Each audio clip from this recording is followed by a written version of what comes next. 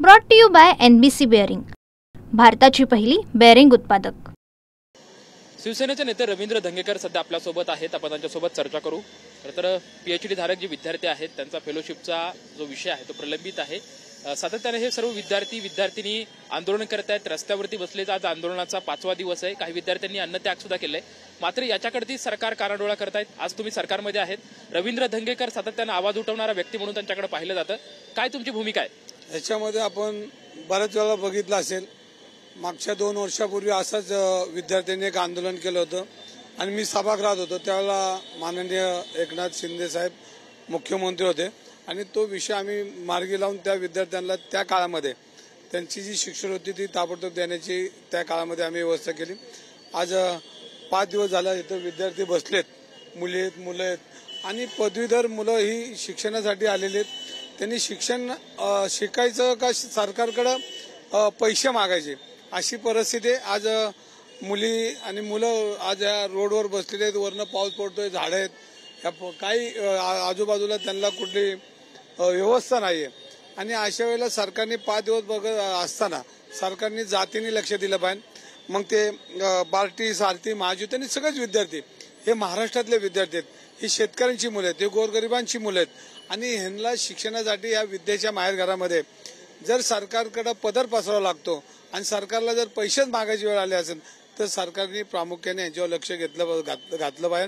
राजकारण हा विषय बाजूला, मी सत्तेत आहे सत्तेत नाही तो विषय बाजूला, पण तो विद्यार्थ्याच्या ह्या पुणे हे विद्येचा मार्ग आहे आणि विद्येच्या माहेरघरामध्ये विद्यार्थ्यांना सरकारपुढे पदर पसरावा लागतो आणि सरकार आज 5 दिवस झाले सगळी यंत्रणा या ठिकाणी, पोलीस यंत्रणा आहे, सरकारची यंत्रणा आहे, ताबडतोब या ठिकाणी मुख्यमंत्र्यांनी लक्ष घातलं पाहिजे आणि ह्या विद्यार्थ्यांना न्याय दिला पाहिजे। हे भविष्यातले आपले विद्यार्थी, हे आपल्या देशाची ज्योत आहे आणि ही ज्योत जर रस्त्यावर जर पेटत राहिली आणि ती जर त्यांच्या शिक्षणाला त्यांचा उपयोग नाही झाला, देशाला उपयोग नाही झाला तर मग सरकार करताय काय ही सगळ्यांना शंका आहे।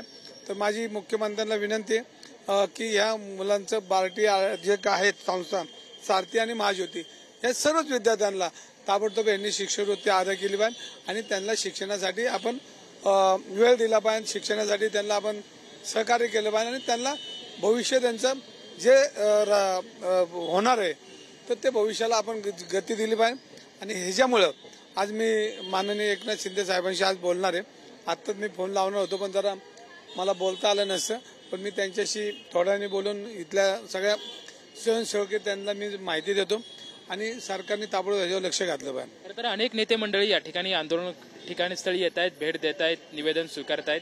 वैयक्तिक तुम्ही आता सर्व या विद्यार्थ्यांशी चर्चा केली, त्यांनी काय त्यांच्या भावना तुमच्या समोर मांडलेल्या आहेत आणि तुमचं काय आता प्रयत्न असणार आहे समोर?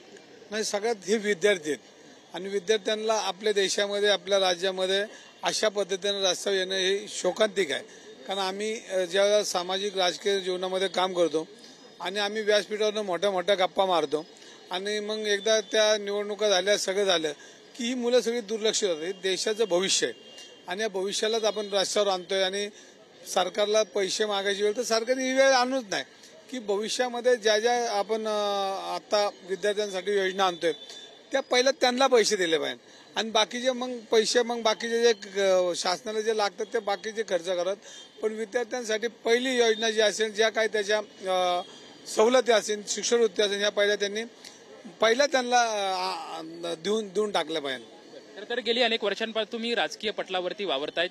सध्या राज्यातला चर्चेतला विषय म्हणजे गोपीचंद पडळकर यांनी जयंत पाटील यांच्यावरती एक वक्तव्य केलं, या सर्व विधानाकडे तुम्ही कसं बघताय?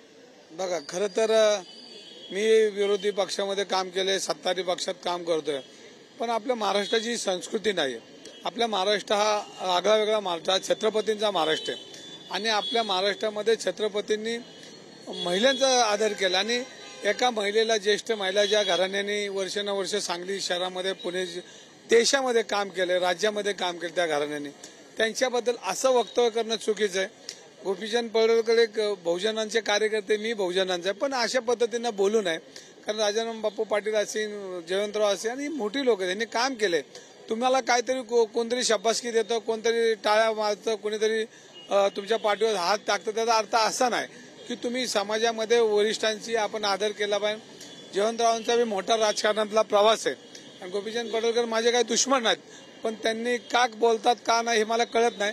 पण यांना त्यांच्या वरिष्ठांनी त्यांना समज दिली पाहिजे, आणि ही आपली संस्कृती नाही. आणि मग गोपीनाथ बोलले तर अजून दुसरे बोलतील, तिसरे बोलतील, आणि मग ही सगळी आपली जी संस्कृती विस्कट होईल. आणि अशा पद्धतीने बोलू नये. आणि ज्यांनी असे कृत्य करतात त्यांना जे त्यांचे नेते आहेत त्यांनी आवर घातलं पाहिजे. जे आंदोलनकर्ते विद्यार्थी आहेत त्या आंदोलनकर्त्या विद्यार्थ्यांना मी भेटून त्यांच्या भावना जाणून घेतलेल्या आहेत, आणि या सर्व गोष्टी ज्या आहेत ते मी एकनाथ शिंदे यांच्या कानावरती घालणार आहे. त्याची प्रतिक्रिया जी आहे ते माजी आमदार आणि शिवसेनेचे सध्याचे नेते रवींद्र धंगेकर यांच्याकडून पाहायला मिळते. कॅमेरामॅन विकी चव्हाण सोबत Laxman Jadhav, TV Marathi, Pune. Brought to you by NBC bearing, भारताची पहिली बेअरिंग उत्पादक.